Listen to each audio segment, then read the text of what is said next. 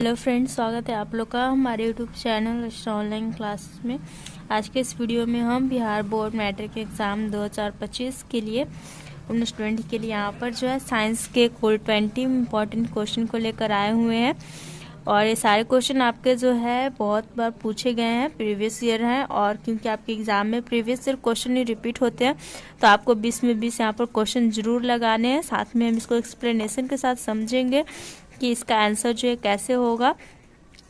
तो आपको वीडियो को अंत तक ज़रूर देखना है। और अगर आप जानना चाहते हैं किस ईयर के क्वेश्चन है तो आपके जो है 2013 के सी में पूछे गए जो है क्वेश्चन है। और इससे पहले जो है जितने भी क्वेश्चन है वन लाइनर है और जो 2011 से सारा कुछ आपका चैनल पर डाला हुआ है, तो जाकर के आप देख सकते हैं। चलिए स्टार्ट करते हैं हम लोग अपना आज का ये वीडियो। तो देख सकते हैं यहाँ पर हमारा जो फर्स्ट क्वेश्चन है पूछा जा रहा है कि विद्युत जनित्र का सिद्धांत जो है किस पर आधारित है। यानी कि जो विद्युत जनित्र होता है, जनरेटर होता है, किस सिद्धांत पर कार्य करता है, यह जो सिद्धांत है किस पर आधारित है, क्वेश्चन पूछा जा रहा है हमसे। तो यहाँ पर ऑप्शन दिया हुआ आपका विद्युत धारा के ऊष्मीय प्रभाव पर, या फिर प्रेरित विद्युत पर, या विद्युत चुंबकीय प्रेरण पर, या फिर प्रेरित चुंबकत्व पर।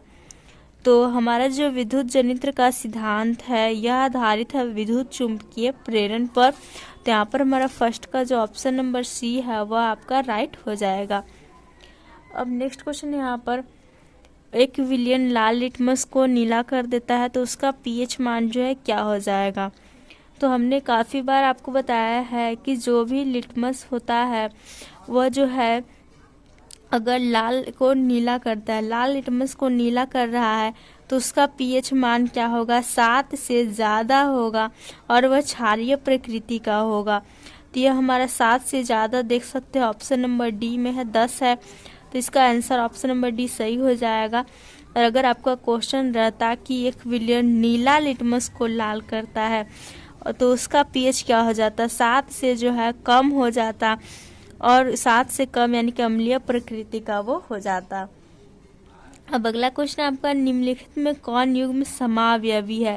तो ये क्वेश्चन काफ़ी जो स्टूडेंट को परेशान करता है, क्योंकि हमारे टाइम में भी ये क्वेश्चन जो बहुत ज़्यादा देख सकते हैं डाउट लगाया हुआ है।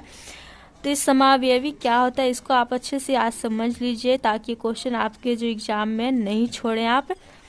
देखिए समावयवी जो हम आइसोमर्स को कहते हैं, यानी कि क्या, यानी कि ये कि वे संख्या जिसका जो है यहाँ पर जो है परमाणु संख्या जो है लगभग यहाँ पर समान होना चाहिए, या फिर परमाणु जो संरचना होता है, स्ट्रक्चर होता है, हम स्ट्रक्चर बनाते हैं वो कुछ हद तक जो है समान दिखे, तब हम उन्हें जो है समावयवी कहते हैं। तो यहाँ पर देख सकते हैं क्या हो जाएगा आंसर। तो यहाँ पर जो संरचना तो नहीं दिया हुआ है, तो हम परमाणु संख्या को देखेंगे कि बराबर रहना चाहिए। जो भी यहाँ पर 2 को साथ में जो यौगिक दिया है उसको दिया हुआ है। तो चलिए आप अच्छे तरह से यहाँ पर समझ लीजिए। देखिए यहाँ पर हमारा जो कार्बन है ये C2H6 है, ठीक है। तो ये कार्बन है, हाइड्रोजन है, इतना आपको ध्यान रखना है। तो ये यहाँ पर कार्बन 2 है और कार्बन यहाँ पर 6 है, तो ये तो समावयवी नहीं होगा, पहले ही हट गया, भले ही हाइड्रोजन का बराबर है। टोटल जो है यहाँ पर बराबर रहना चाहिए। नेक्स्ट में देख सकते हैं कार्बन यहाँ पर 5 है, 6 है, तो ये भी नहीं होगा। नेक्स्ट यहाँ पर देख सकते हैं दिया हुआ यहाँ पर कार्बन 2 है और इधर कितने हैं, 1 है, नहीं, 1 कार्बन यहाँ है और 1 कार्बन यहाँ है, तो कुल 2 कार्बन इधर भी हुए। हाइड्रोजन यहाँ पर 5 और 1 6 है, और इधर भी 3 और 3 6 हाइड्रोजन है। ऑक्सीजन 1 है और यहाँ भी ऑक्सीजन 1 है। तो हम कह सकते हैं कि यह जो युग्म है, यह जोड़ा है, यह समावयवी है, आइसोमर है। तो यहाँ पर आपका थर्ड का ऑप्शन नंबर सी सही हो जाएगा। और नेक्स्ट देख सकते हैं भी यहाँ पर कार्बन 1 था और यहाँ पर 2 था, तो ये भी नहीं होता। तो आई होप आपको ये क्वेश्चन जो है समझ आ गया होगा। बहुत ही इजी तरीके से यहाँ पर इसको समझ सकते हैं आप, बस जो है यहाँ पर आपको समझना था, वरना ये क्वेश्चन बहुत ही ईजी है। अब अगला क्वेश्चन यहाँ पर निम्नलिखित में कौन जो है अधातु है, यानी कि धातु नहीं है, मेटल नहीं है। तो देखिए धातु की पहचान आपने पढ़ा होगा अपना जो है फेयर, ये सब में आपने जो बनाए होंगे उसमें, क्योंकि अभी तो हम सिर्फ यहाँ पर आप लोग की क्रैश कोर्स चला रहे हैं। अभी अगले ईयर से आपको जो है पढ़ाया भी जाएगा यहाँ पर सारा सब्जेक्ट। तो Fe है, यानी कि आयरन है। आयरन तो आपका जो है धातु है, सभी जानते हैं आयरन धातु है, लोहा है। ये आपका जो है कार्बन दिया हुआ है, एक एल्युमिनियम है और एक एयू। एयू यानी क्या होता है, आपको संकेत से याद रखना है, एटलीस्ट AU और AG का याद रखना। AU यानी कि आपका गोल्ड हो जाता है, ओके, तो गोल्ड हो जाता है, और AG यानी आपका जो है सिल्वर होता है। तो अधातु की बात करें तो यह कार्बन हो जाएगा, तो ऑप्शन नंबर 20 का सही हो जाएगा। अब नेक्स्ट क्वेश्चन है, एथेनॉल का क्रियाशील मूलक क्या है? क्वेश्चन यहाँ पर देख सकते हैं आप, एथेनॉल का क्रियाशील मूलक जो है पूछा जा रहा है आपसे। तो एथेनॉल के लास्ट में ओल है, यानी कि एल्कोहल ग्रुप का है, तो एल्कोहल ग्रुप का क्रियाशील मूलक OH होता है। तो यहाँ पर जो आपका 5 का ऑप्शन नंबर ए जो है वह सही हो जाएगा, ओके। अब चलते हम लोग अगले क्वेश्चन की ओर, जो कि क्वेश्चन नंबर 6 है। ये क्वेश्चन पूछा जा रहा है आपसे कि शुक्राणु बनता है किसमें बनता है, स्पर्म जो है वह कहाँ बनता है? तो ऑप्शन दिया हुआ वृष्ट में, अंडाशय में, गर्भाशय में या फिर मूत्राशय में। तो जो आपका स्पर्म होता है, शुक्राणु होता है, या वृष्ट यानी कि जो है टेस्टिज में इसका जो है निर्माण होता है। तो 6 का यहाँ पर ऑप्शन नंबर ए सही हो जाएगा। नेक्स्ट आपका ऑक्सीजन पूछा जा रहा है कि ऑक्सीजन जो है वह क्या है, एक वसा है, एंजाइम है, हार्मोन या फिर कार्बोहाइड्रेट है। तो जो ऑक्सीजन होता है आपका एक प्रकार का पादप हार्मोन है, पौधों में पाया जाने वाला हार्मोन है। तो 7 का ऑप्शन नंबर सी जो आपका सही हो जाएगा। क्या है ये? आपका जो है प्लांट में पाया जाने वाला एक हार्मोन है, ओके। अब नेक्स्ट यहाँ पर है, मनुष्य में वृक्क जो है किससे संबंधित है? तो वृक्क यानी आपको समझना है यहाँ पर, जब आपको हिंदी नहीं समझ आया तो क्वेश्चन हिंदी इंग्लिश दोनों में रहता है, आप इंग्लिश देख सकते हैं।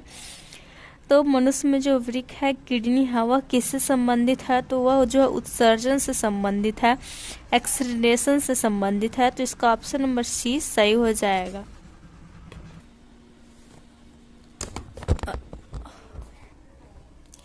अगला क्वेश्चन यहाँ पर सही आहार श्रृंखला पूछा जा रहा है आपसे। तो एक आहार श्रृंखला क्या होता है कि कोई जो है जंतु किस प्रकार से जो है आगे बढ़ता है, अपना जो है कौन किसको खाता है, इस प्रकार से आप समझिए बस नॉर्मली यहाँ पर।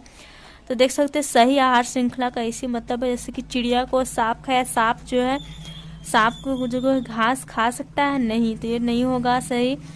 मछली को यहाँ पर जो है मछली को घास खाया, घास को गाय खाया, ये भी आपका जो यहाँ पर सही नहीं होगा। बकरी को घास खाया, ये भी रॉन्ग है। यहाँ पर देख सकते हैं घास को हिरन खाया, हिरन को शेर खाया, यह जो आपका एक सही आहार श्रृंखला है। तो ऑप्शन नंबर डी यहाँ पर हमारा सही हो जाएगा, ओके। नेक्स्ट आपका पक्षी और चमगादड़ के पंख कैसे अंग होते हैं? समजात अंग, समवृत अंग, अवशेषी अंग या फिर इनमें से कोई नहीं। तो आपको समझना है समजात अंग और समवृत अंग, डीपली नहीं, बस इतना समझना है कि पक्षी और चमगादड़ के पंख में क्या समानता है। तो पक्षी भी जो है अपने जो पंख है इसको से उड़ने का काम करता है, और चमगादड़ भी उड़ने का काम करता है। तो जब काम समान रहे, जो वर्क हो रहा है वो सेम रहे, फंक्शन सेम रहे, लेकिन अगर हम इसका स्ट्रक्चर की बात करें तो पक्षी के जो पंख का स्ट्रक्चर बनावट है वो अलग होता है, और चमगादड़ के पंख का जो है अलग टाइप का होता है। तो जब वर्क सेम होता रहे और स्ट्रक्चर अलग अलग हो, जो इन लोगों का संरचना अलग हो, तो वे हमारा समृद्ध अंग कहलाएगा, ओके। तो यहाँ पर ऑप्शन नंबर 20 सही हो जाएगा। और जब आपका वर्क जो है अलग अलग हो रहा हो लेकिन जो स्ट्रक्चर हो वह सेम ही हो, तो वह हमारा समजात अंग कहलाता है, समझे। यानी कि जो है जैसे कि आपका हो सकता है मनुष्य कहीं जो हाथ की यहाँ पर बनावट है, और जो यहाँ पर घोड़े की बनावट, तो हम कहेंगे कि बनावट तो एक प्रकार से सेम ही होता है, लेकिन क्या होता है कि मनुष्य यहाँ पर हाथ से अपना काम करता है, लेकिन उधर लोग जो दौड़ने का काम करता है, किस प्रकार से समजात अंग हो जाता है, ओके। तो बस ज़्यादा नहीं आपको 10th क्लास में यहाँ पर समझना, आगे के क्लासेस में आप 11th 12th में जाएंगे तो इन सभी को समझना है। नेक्स्ट यहाँ पर किसी बिंब का जो अवतल दर्पण द्वारा बना प्रतिबिंब है वह काल्पनिक, सीधा और वस्तु से बड़ा पाया गया, तो वस्तु की स्थिति कहाँ होनी चाहिए? तो सिंपली यहाँ पर आपको क्या पॉइंट पर यहाँ पर जो है मतलब कि यहाँ ज़्यादा जोर देना चाहिए। तो प्रतिबिंब देखना है आपको कि कैसा बन रहा है। तो प्रतिबिंब हमारा काल्पनिक, सीधा और वस्तु से बड़ा बन रहा है। काल्पनिक, सीधा और वस्तु से बड़ा, वो भी अवतल दर्पण में। तो हम बात करेंगे कि वस्तु कहाँ होनी चाहिए, तो आपको इससे बतानी है वस्तु जो है ध्रुव और जब फोकस के बीच होता है अवतल दर्पण में, तभी काल्पनिक प्रतिबिंब बनता है, नहीं तो अवतल दर्पण में केवल वास्तविक प्रतिबिंब बनता है। तो यहाँ पर हमारा ऑप्शन नंबर डी जो है वह सही हो जाएगा। अब अगला क्वेश्चन है यहाँ पर आपका कि एक उत्तल लेंस कैसा होता है। तो आपको याद करना पड़ेगा कि एक उत्तल लेंस किनारों की अपेक्षा बीच में मोटा होता है। ओके, तो यहाँ पर 12 का ऑप्शन नंबर सी जो है वह सही हो जाएगा। अब अगला क्वेश्चन है आपका मानव नेत्र के जिस भाग पर किसी वस्तु का प्रतिबिंब बनता है वह क्या है। तो जहाँ हमारा मानव नेत्र में प्रतिबिंब बनता है वह हमारा कहलाता है रेटिना।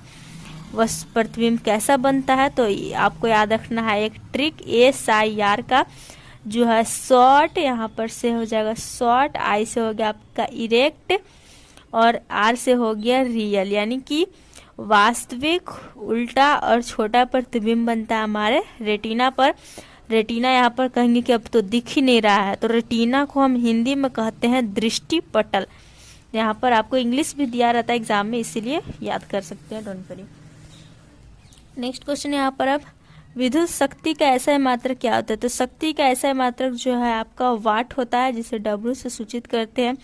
तो यहाँ पर 14 का ऑप्शन नंबर है सही हो जाएगा। ओके, अब अगला क्वेश्चन है आपका किसी विद्युत बल्ब पर 220 वोल्ट और 100 वाट अंकित है, जब इसे 110 वोल्ट पर प्रचलित करते हैं तो इसके द्वारा उपयुक्त शक्ति जो है कितनी होती है।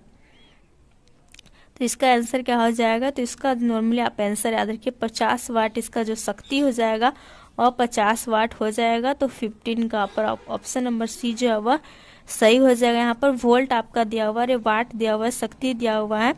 ओके, तो लास्ट में पूछा जा रहा है शक्ति क्या होगा। नेक्स्ट आपका निम्नलिखित में कौन सहसंयोजी यौगिक है। तो सहसंयोजी यौगिक कौन सा हो जाएगा। मीथेन है, NaCl है, CH2 है और Na2O है। तो राइट आंसर इसका आपका हो जाएगा CH4 जो मीथेन या सहसंयोजी यौगिक है। तो 16 का ऑप्शन नंबर है सही हो जाएगा। अब अगला क्वेश्चन है आपका लोहा को जिंक से लेपित करने की क्रिया को हम क्या कहते हैं। तो लोहे के ऊपर जो जिंक जेडन की परत चढ़ाते इस क्रिया को हम गैल्वेनीकरण या फिर गैल्वेनाइजेशन कहते हैं, या फिर आपका जस्तीकरण भी कहा जाता है। तो ऑप्शन नंबर बी इसका याद रखिए सही हो जाएगा। अब नेक्स्ट है यहाँ पर आपका आधुनिक आवर्त सारणी में तत्वों के वर्गीकरण का आधार क्या है। तो जो आधुनिक आवर्त सारणी जो कि मोस्ले साहब ने आपका दिया है, इसमें तत्वों के वर्गीकरण के आधार की बात करते हैं परमाणु संख्या के आधार पर है। तो परमाणु संख्या यहाँ पर ऑप्शन नंबर डी जो है सही हो जाएगा। और जो आपका मेंडलीफ ने आवर्त सारणी दिया था वो परमाणु द्रव्यमान के पर जो है आधारित था। अगला क्वेश्चन आपका इथाइल अल्कोहल किस प्रकार के श्वसन में बनता है। जो इथाइल अल्कोहल यानी कि C2H5OH है, यह आपके अवायवीय श्वसन में बनता है। तो यहाँ पर ऑप्शन नंबर बी सही हो जाएगा। नेक्स्ट आपका स्वपोषी पोषण के लिए क्या आवश्यक है। तो स्वपोषी पोषण के लिए CO2, सूर्य का प्रकाश, क्लोरोफिल, ये सभी आवश्यक है। तो ओके, तो यहाँ पर जो है 20 का ऑप्शन नंबर डी सही हो जाएगा। इन सभी के उपस्थिति में क्या होता है, पति अपने जो भोजन बना पाते हैं, जिसके फलस्वरूप ग्लूकोज C6H12O6 का जो है निर्माण होता है और ऑक्सीजन बाहर निकलता है। ओके, और इसके साथ ही H2O भी रहता है एक फॉर्मूला में। तो ये हमारा कुल हो गया 20 क्वेश्चन। आई होप आप लोग को सारा कुछ समझ में आया होगा। कुछ भी डाउट रह गया तो कमेंट करके पूछ सकते हैं। वीडियो अच्छा लगा तो लाइक करें, दोस्तों के साथ शेयर करें। Thanks for watching video.